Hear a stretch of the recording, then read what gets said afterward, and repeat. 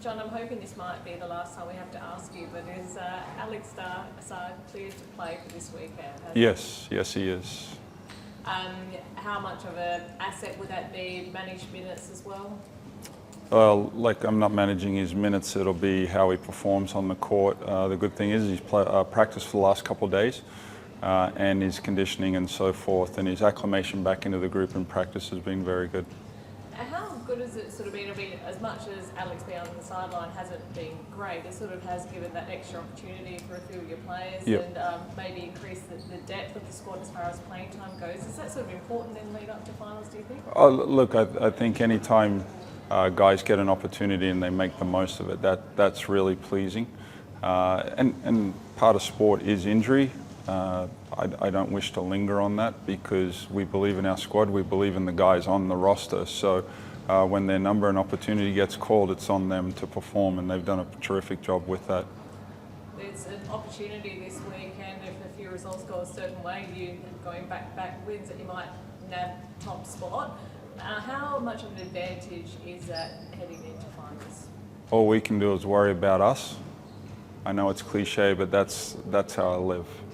If we don't take care of our own, we can't worry about the stuff that you guys worry about. So first and foremost, we got to win 2 games. You haven't had a full squad probably in months, maybe a bit longer. Like when you see the numbers on court today, like when you look around, you go, "This is great for us being in this position to find everyone's healthy." Yeah, great. So then next week you guys ask me why I'm not playing everyone. Question: like to have the opportunities, though, like to have the numbers there must be beneficial for you. Yeah, absolutely. And this has been the great thing about this group from pretty much the minute we started playing in Vegas is they've appreciated each other. They've had a great bond, so they're hopeful for each other's success, which teams I've been involved in is not always the case. So, you know, that's the beautiful thing about this team and the way these guys get together and rally behind each other. And are very, very happy for guys to get opportunities and survive and do a great job with that opportunity. Clearly, you're not going to be able to play everyone. Yep. There's not enough minutes to go around. Have you had the conversation with the guys who are not going to get minutes because the better guys are coming back already, or do they just know that they're back? They've had the opportunity, they've seized those chances, but now they're bigger and better. I never promise anything to anyone because if I forecast and that forecast doesn't come to fruition, I paint myself into a bad situation. So it's on them to be ready for the moment, and when they get called on, just making the most of it. And in my short history here, if you play well, you get more minutes. Have you found different ways to utilise this group whilst injuries have happened? It's felt like different combinations have succeeded at different points. Yeah, look, for sure you do, but I go back to the point of those guys enjoying playing with each other because we got a nice groove and vibe about ourselves, and guys are generally out there playing for each other and want each other to be successful, and that's the most important thing to me, more than the X's and O's, because if you don't have that synergy amongst your group, it's really hard to paint belief. And as you've seen this week, these guys have a nice belief about where our team's at right now. Jordan was talking about the mix, and you called it, you know, the perfect party mix, and he gave, I think, you and Danny Mills a bit of credit the other day.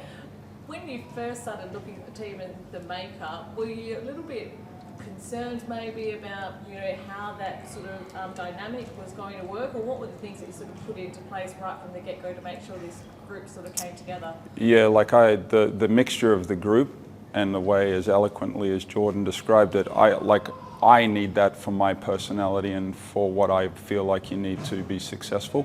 It took us a little while to figure that out. I guess my next step's to get an invite to the party. What would you bring to the party? Nothing.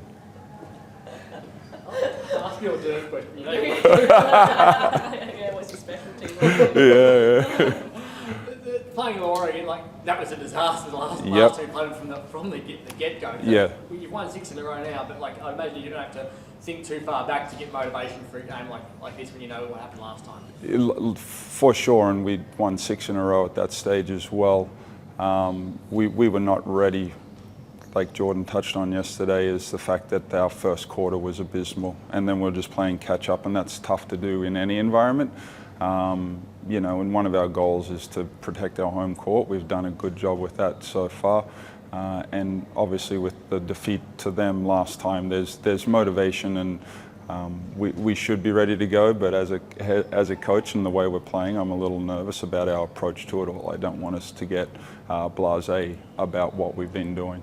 What have you done to, your message has been pretty clear the entire way through and pretty stable. So Yep. Are you always wary just naturally about, we're going well, but it doesn't take much to fall away? Oh, look, absolutely. But I guess the benefit of our start at the year, we can see what the other side looks at, and I don't think anyone wants to go back into that territory. Yeah, obviously, we didn't know what they were going to be when you last played, and they've improved Yeah. tactically. Have you got a vastly better idea about what to expect this time than when I think it was his second or third game? Yeah, last yeah.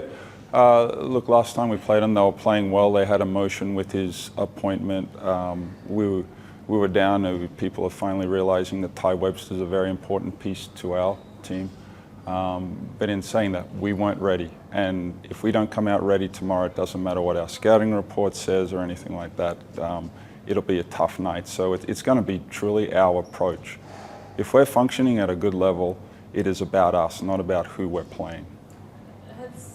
What has this group and the dynamic, you're talking about Ty being an important piece, what has this group sort of taught you as a coach and how to manage the big personalities and maybe the quieter kind of guys? What this group has really instilled in me is what I see and what I believe in: trust. And I've always had the trust of this team since Danny and myself put it together. Thanks, guys. No worries.